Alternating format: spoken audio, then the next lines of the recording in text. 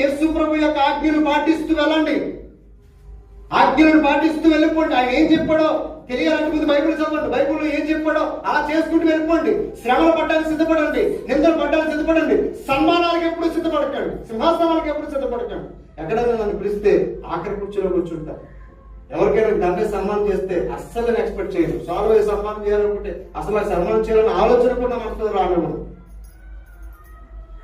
ఎందుకంటే సన్మానాలు మనకి ఇక్కడ యోగ్యమైనవి కావు. మనకు అసలు సిసలైన సన్మానం దేవుని సాధ్యంలో ఉంటుంది. దేవుని స్తోత్రం చెప్పండి. శ్రమలు పొందిన తర్వాతే, ఎందుకంటే చాలా మంది శ్రమలకు భయపడి పరలోకాన్ని పోగొట్టుకున్నారండి. అది చెప్తున్నాడు ఇక్కడ.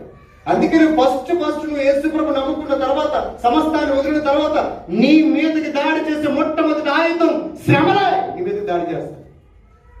గుర్తుపెట్టుకోండి, మర్చిపోకండి విషయం. కష్టాలు వచ్చాయని, బాధలు వచ్చాయని, ఇబ్బందులు వచ్చాయని భయపడకండి.